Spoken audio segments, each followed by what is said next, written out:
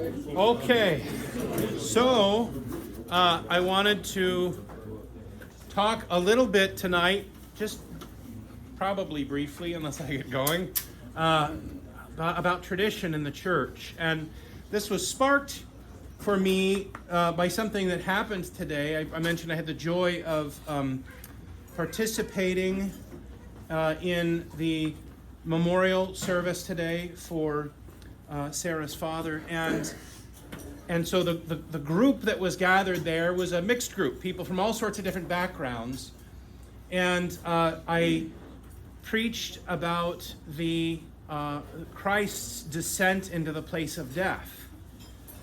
And so at the end of the service, I just kind of stood kind of off to the edge of the casket, and people would come and pay their respects, and some people would come and say hello. And other people would just walk by, and one person, a woman in particular, she came over and she said, I wonder if you could give me chapter and verse for that thing about the descent into Hades. I said, chapter and verse? I said, well, and Peter in his epistle talks about Christ preaching to the souls in prison, and she says, yeah, no, I know that. That's not what I'm talking about.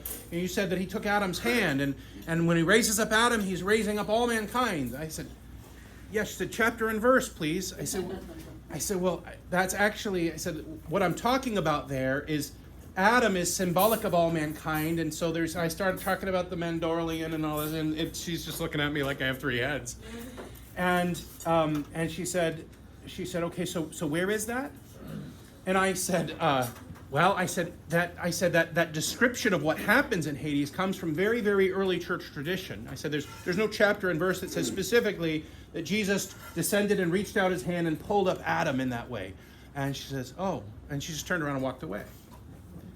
And my heart hurt for the rest of the day. It still hurts. It's 7:30 because something struck me. Something struck me. The sadness of not being able to have a rich faith filled with beautiful and holy traditions. That you have to say, show me in the manual where it says to do that. Right? And that means it was a well-meaning question. People who do that, I don't think she was trying to give me a gotcha moment. I don't think that was what was going on there. I think she was like, that was a really cool story. Tell me where I can find that in here because I want to go home and read about it. So I was thinking about that, and I was thinking about this whole concept of tradition. And for us, as Orthodox Christians, tradition is such a beautiful thing. It's something that we lean so heavily upon that, the whole, like the Christ descending into Hades and taking the hand of Adam, there's this 3rd century homily by Epiphanius that I read on Holy Saturday. That means it's somewhere in the 250s. And Epiphanius is presenting this as the holy tradition of the church, this descent of Christ into Hades. Well, I don't remember. Does anybody remember the exact date that the canon of Scripture was codified? Carthage? 384. It would have been, 394? Okay. 384? Yeah. So roughly 150 years after that homily of Epiphanius. So for us, we take that whole experience of the early church. Certainly all of it can't be contained in a book, right? St. John at the end of his gospel says, many other things, right? Jesus said and taught, did many other things that if I were to write them down, the whole world couldn't contain the book that would you know what I mean? So there is this, in the Orthodox Church, there's a very natural orientation for us that we have the Bible, which comes from the early church tradition. The church, the fathers of the church, meeting in council, codified which books would and would not be included in this canon of Scripture. And so the Holy Scriptures, the Bible, for us, the New Testament in particular, it comes out of that holy tradition of the early church. So it kind of, it flipped something in me where I was mourning. I was already at a funeral, but I was rejoicing because we know, Christ tramples down death by his death upon those on the tombs bestowing life. So in that sense, I was rejoicing. But then my heart started mourning when I realized, I thought, it's not that it's not that you can embrace what is handed to us from the early church. You can't do that if you have to see where it is exactly in the owner's manual, so to speak, in the Bible. And I don't mean that to put anybody down. The Bereans were noted as being particularly great because they searched the scriptures to make sure they could defend what it was that was being taught to them. So the Bereans were good that way. So I wanted to just present a couple of scriptural verses about tradition. One is negative and one is positive. And then field any of your questions about this. Okay, so the first one comes from Jesus himself, where we see him in a conversation with the Pharisees. It says, the scribes and the Pharisees, Matthew chapter 15, verse 1. Then the scribes and Pharisees who were from Jerusalem came to Jesus, saying, why do your disciples transgress the tradition of the elders? For they do not wash their hands when they eat bread.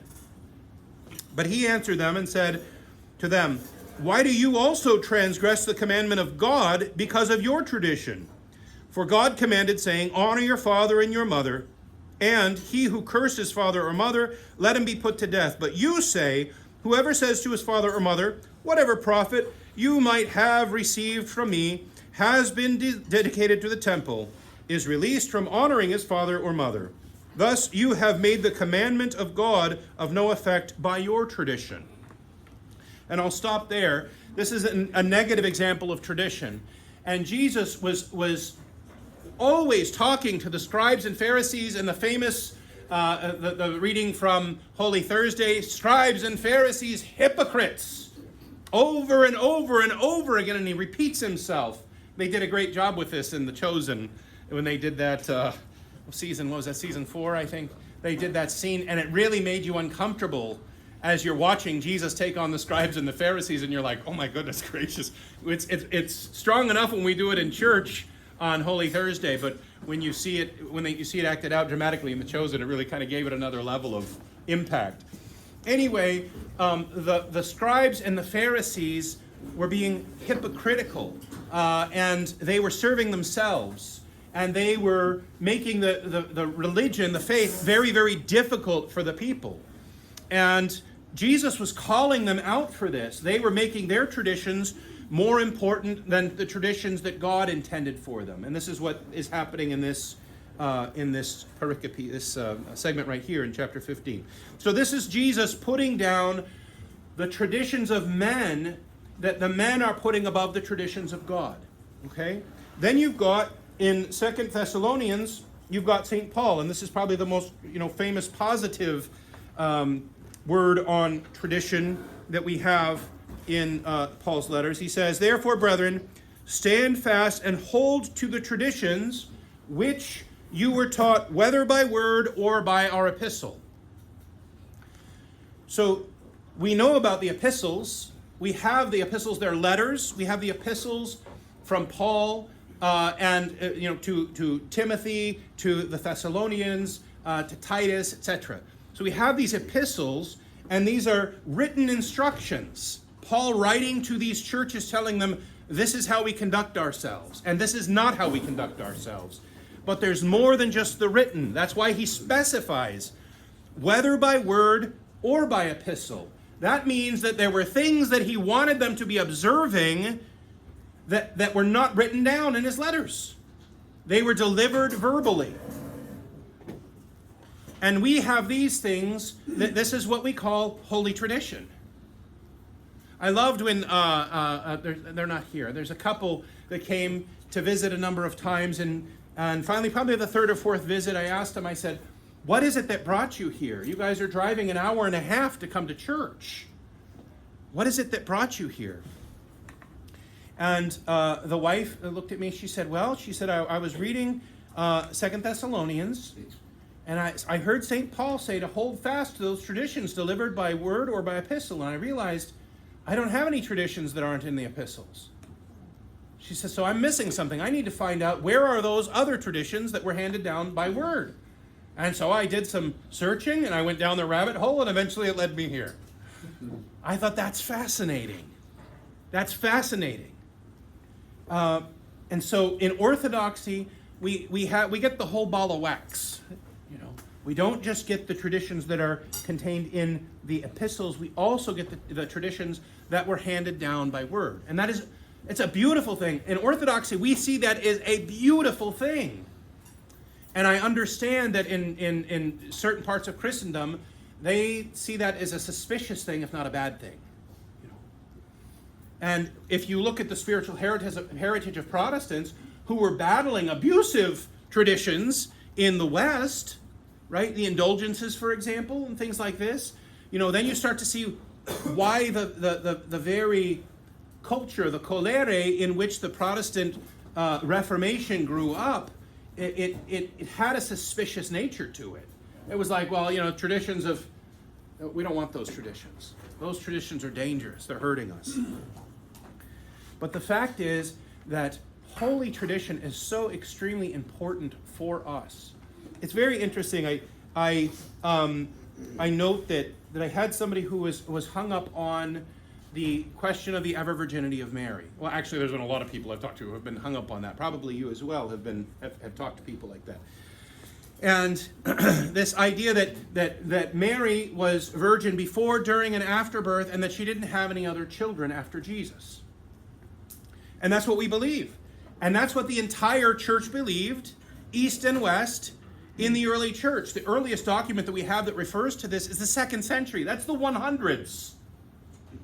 That's what was being taught in the 100s, right? Like, this is pretty early.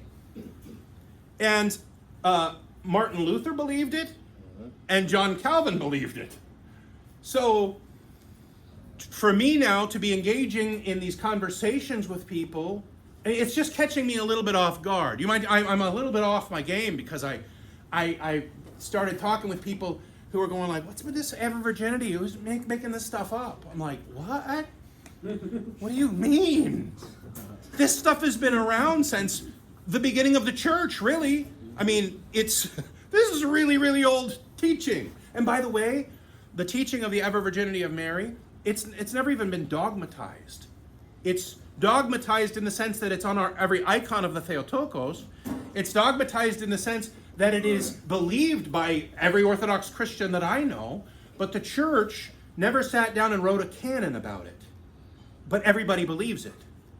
It's the teaching of the church, and it's been so since the earliest days of the church. So, but then you have like these kind of modern movies. Like you've got the Nativity story, you know. Come on, Korea. Like the Nativity story where you've got, you know, the Theotokos and she's on a donkey, and then you've got this young, strapping Joseph.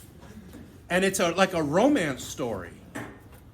And that's kind of what has happened in the postmodern Western church. I'm going to say Protestant church because that wasn't a Catholic movie. But that's the kind of thing, and that's a powerful thing because then you see that image, you see that movie with your kids, and your kids growing up thinking that Joseph was this hot young bodybuilder and that he and Mary had this wonderful romance. Because it happened in the screen, it has to be right.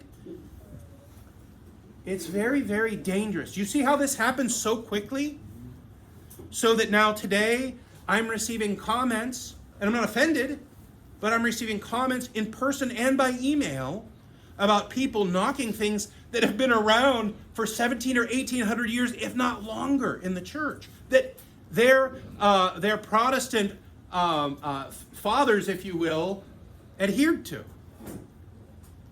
Anyway, so that's what I wanted to say about tradition. And I just wanted to say that because I wanted to highlight it. And I wanted to make sure everybody understands just kind of where this comes from and how important it is that in Orthodoxy that we're oriented towards the truth of holy tradition. It really is so incredibly very important. It's not our job to recreate the 2,000-year-old religion based on the Holy Bible. It's not our job to recreate it. The church, these people defended these holy traditions with their blood. They died for this. If it wasn't true, if they're like, Joe made that up last week, I wonder if we could get the world to believe this one. If that were the case, they would not go and die for it. They wouldn't have gotten fingers cut off and tongues cut out and eyes cut. They wouldn't have done that. They would have said, all right, you're right, we made that up. But they didn't do that. They are willing to die for that holy tradition of the church, for Christ and for the fullness of Christ and the fullness of the church. So that's all I wanted to say. I just wanted to put that out there. Really, we could open a discussion if you want. If you don't have any questions, you can get an early night of sleep. It's totally up to you. I know a lot of people stayed up very late last night. I know because I received phone calls at 3 in the morning. I don't know who thought I was up to take a political phone call at 3 in the morning. Yes, I do. But anyway, so God bless you. Does anybody have any questions, comments, thoughts, anything that I've missed here? Yes, sir. Do you know if any of the ecumenical councils canonized any of those traditions that were outside of Scripture the way they did with Scripture? Or rejected some other ones that maybe didn't fit? Well, I got to think on my toes. Let me think.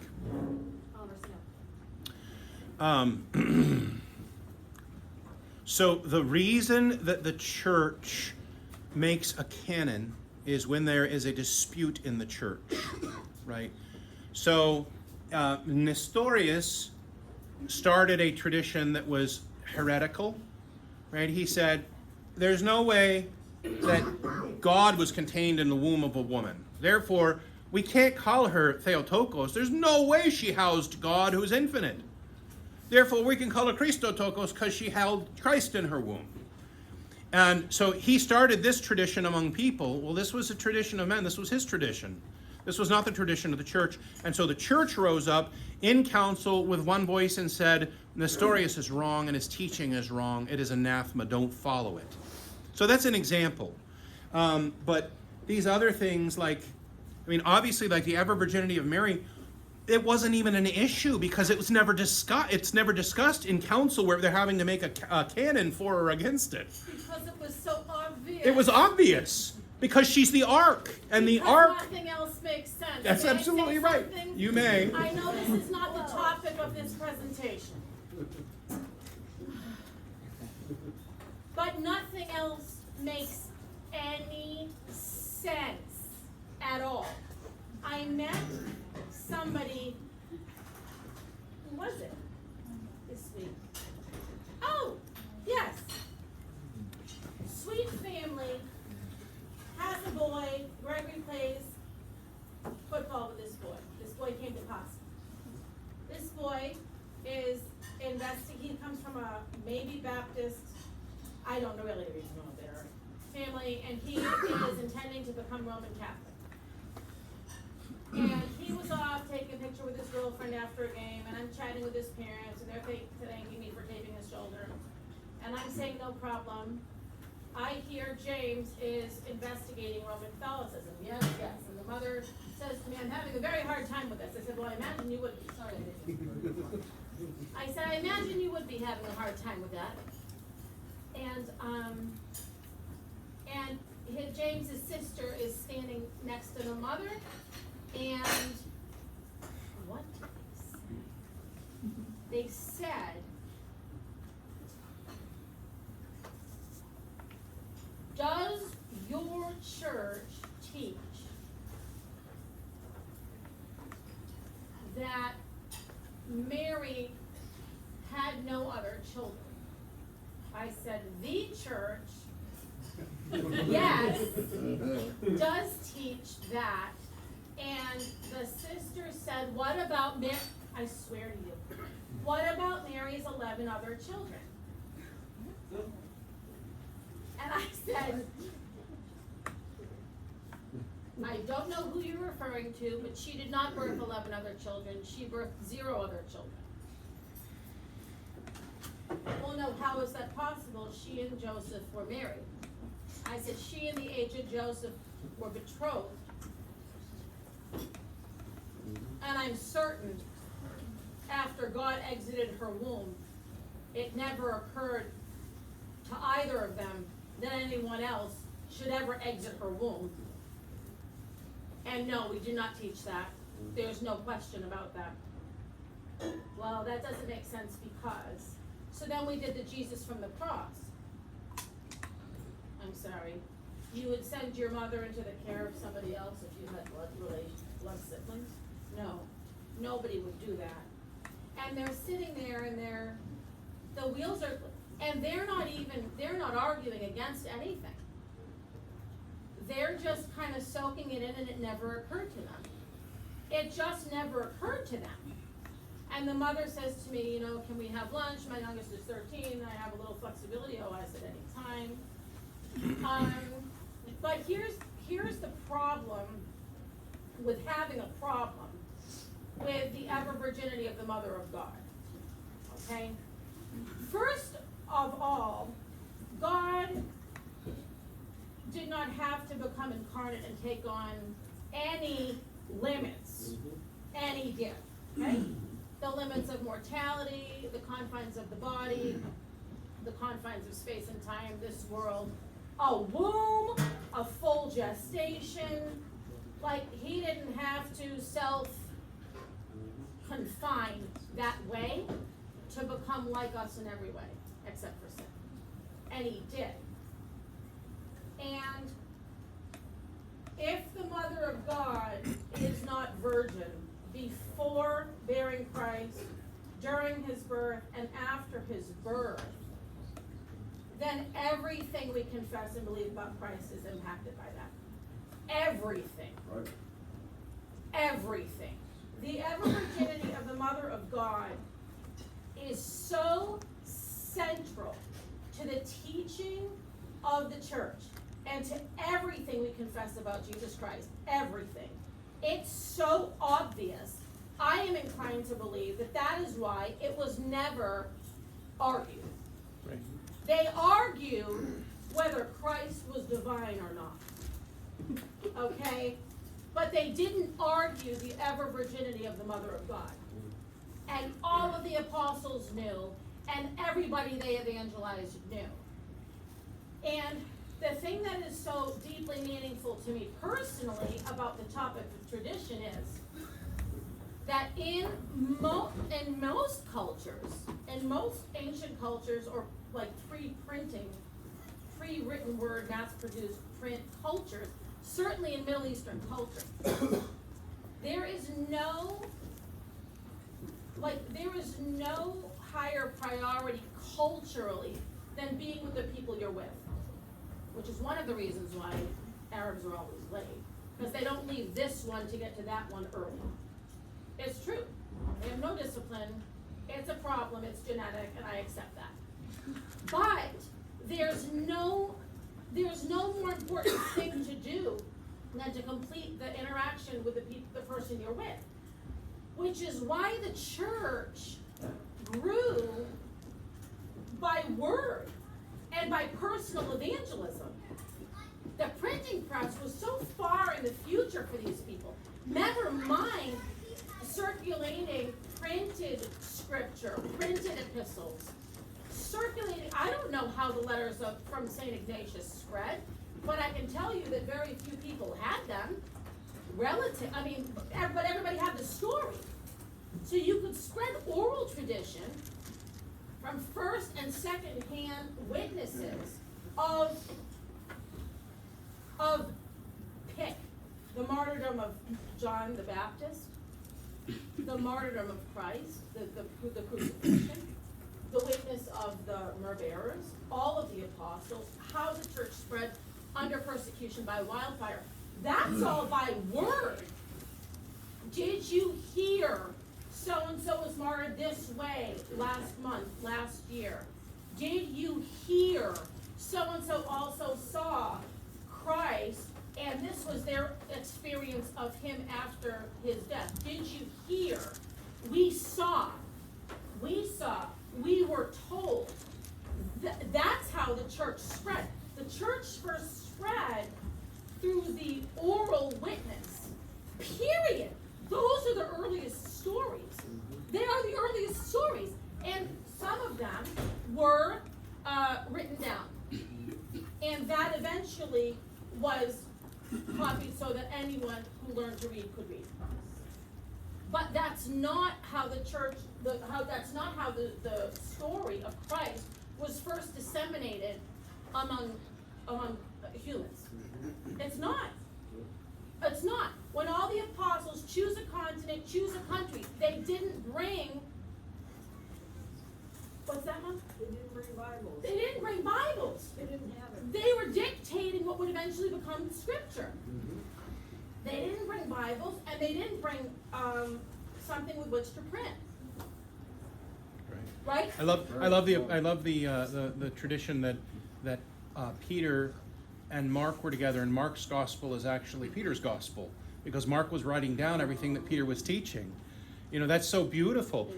And if you think about that, then there's no way Mark could write down everything every day that Peter was teaching. And so he wrote down what he could, and that became Mark's gospel. That's a very early tradition. It's a beautiful tradition in the church, but it just goes to your point.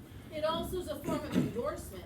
If I'm writing something down that you're dictating to me, I am really affirming it.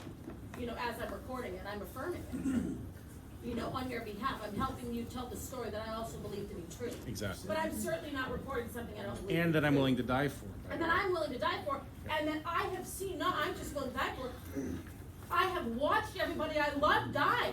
Right. Right. If I'm gonna be spooked, or if I'm gonna second guess myself, or if I'm gonna say, you know, it really isn't worth it, he was very brave, but I'm just not sold, that would be the time to do it. Right. And nobody did. Yeah. I mean, after Pentecost, nobody cut and run.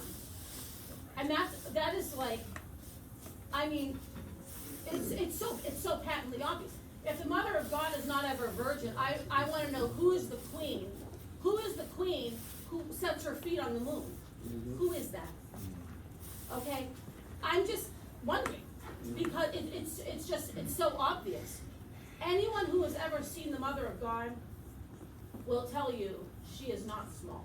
I am telling you right now. She is the queen. Capital T, capital Q. There is no way. This tradition of the